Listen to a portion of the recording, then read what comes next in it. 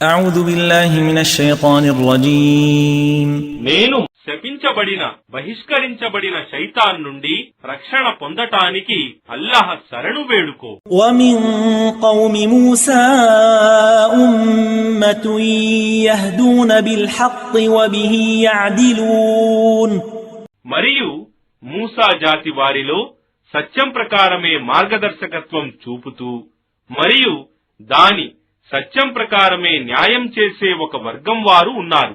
وقطعناهم 12 أسباطا أمما وأوحينا إلى موسى إذ استسقاه قومه أن اضرب بعصاك الحجر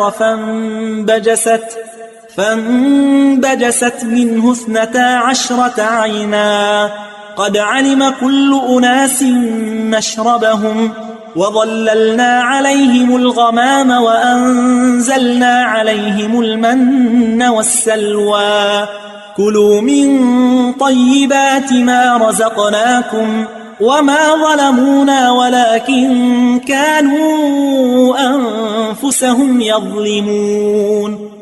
మరియు మేము వారిని 12 తెగలు వర్గాలుగా విభజించాము.